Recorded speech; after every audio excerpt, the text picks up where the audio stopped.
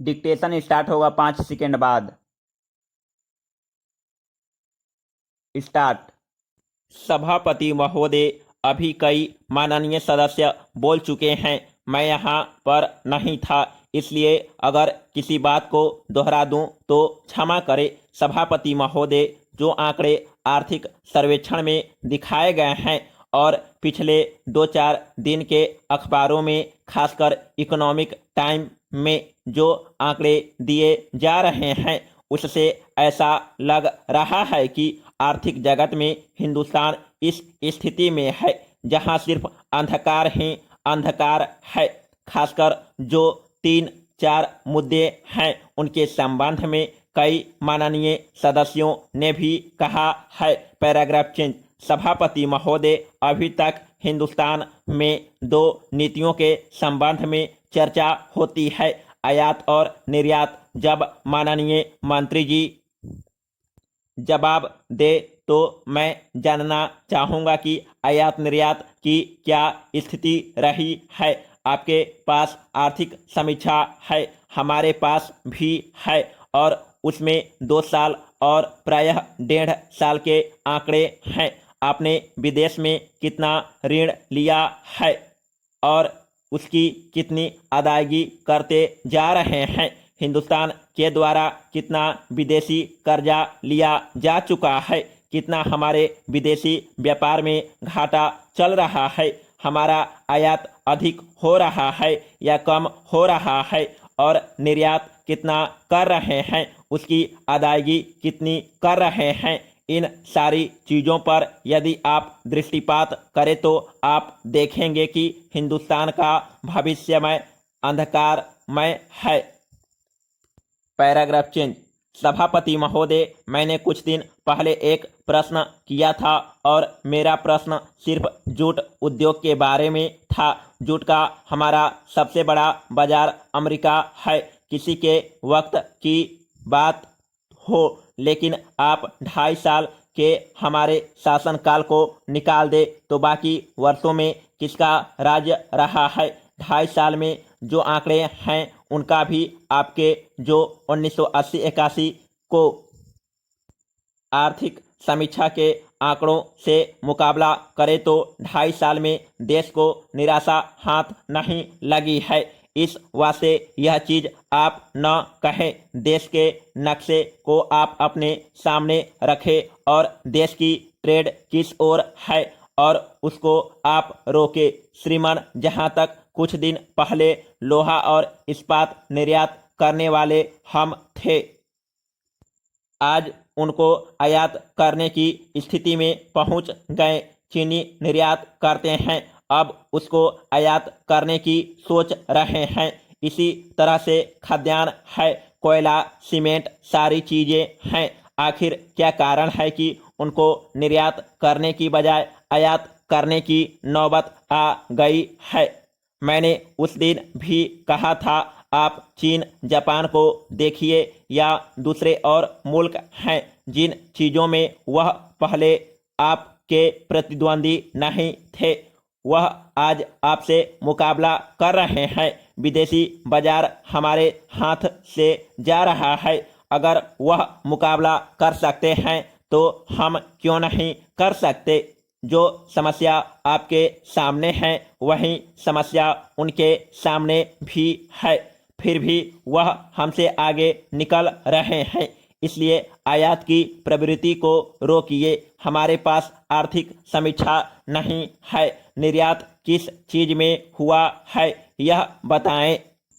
महोदय, आज जो देश का निर्यात बढ़ा है वह किन किन चीज़ों का बढ़ा है, इसमें विज्ञान और तकनीकी की कोई देन नहीं है।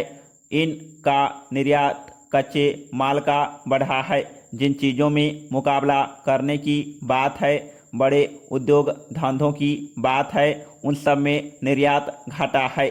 आज हमारे आदमी विदेशों में चले जाते हैं, वहाँ उसको अपनी झोली ढोने में लज्जा नहीं लगती है, अखबार बेचने में, बूट पॉलिश करने में लज्जा नहीं लगती है, चाहे मुख्य सचिव का लड़का क्यों ना हो। लेकिन अगर यहाँ कोई अखबार बेचना शुरू कर दे, जूते पॉलिश करना शुरू कर दे, तो तुरंत उसकी गिनती छोटी जाति के आदमी में होने लगेगी। जब तक हम छोटी छोटी तकनीक को आगे नहीं बढ़ाएंगे, निर्यात नहीं बढ़ पाएगा। वस्त्र उद्योग का आपकी रिपोर्ट में पूरा अध्याय है, उसमें हम कितना आगे बढ़े हैं या पीछे हटे हैं, यह सब मंत्री महोदय जानते हैं। हमारे व्यास जी कहते हैं कि अंधकार नजर नहीं आता है, मैं कहता हूँ कि उन्हीं को देखकर मुझे अंधकार नजर आता है। मैं माननीय मंत्री जी से कहना चाहता हूँ कि जो निर्यात है, आप उसके कारण ढूंढे कि हम यह कम क्यों हुआ है। टंडन समिति की अंतरिम रिपोर्ट पढ़िए। टंडन समिति का 1979 में निर्माण किया गया था। उसमें उन्होंने कहा है कि जब तक कृषि उत्पादन को नहीं बढ़ाया जाएगा, तब तक निर्यात को बढ़ावा नहीं मिल सकता है। बेसिक चीज में जब आत्मनिर्भर होंगे, तब निर्यात करने की स्थिति में आप आएंगे। आपकी आत्मनिर्भरता की पॉलिसी खोखली हो रही है, इसलिए दिनों दिन निर्यात की प्रगति कम होती जा रही है। Paragraph change. जहां तक आंकड़ों का संबंध है, सरकार की रिपोर्टों के आंकड़े दिए गए हैं। इसके अलावा रोज अखबारों में, इकोनॉमिक टाइम में और आर्थिक जगत की पत्र पत्रिकाओं में आंकड़े दिए जाते हैं, लेकिन मंत्री महोदय अपनी आयात नीति और निर्यात नीति पर पुनर्विचार करें। वह पहले देश को स्वावलंबी बनाए और अपनी आवश्यकता की वस्तुओं का अधिक से अधिक उत्पादन करे। वह निर्यात पर अधिक से अधिक जोर दे और आयात कम से कम करे। हमारे देश पर कर्जा बढ़ता जा रहा है। हिंदुस्तान में जो बच्चे माँ के पेट में हैं, वे भी विदेशों के कर्जदार हैं। इस स्थिति पर काबू पाने का प्रयास करना चाहिए। मंत्री महोदय वर्तमान समस्याओं का हल निकालने की कोशिश करें, जिससे मालूम हो कि विदेशी प्रतियोगिता में हमारा देश आगे बढ़ रहा है। जो संस्थाएं सफ़ेद हाथी बनी हुई है, उनके कार्य में सुधार होना चाहिए। अपने देश की आवश्यकताओं को पूरा करने के लिए छोटे छोटे उद्योग और हथकरघा उद्योग का इस्तेमाल करना चाहिए। निर्यात पॉलिसी में सरकार ने कहा है कि हमारे लोग विदेशी बाजार में मुकाबला कर सके, इसके लिए क्या क्या रियायत दी जाएगी।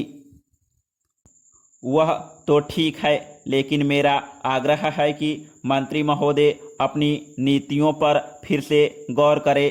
आयात को कम कर निर्यात को बढ़ाए, तभी देश को स्वावलंबी बना सकें।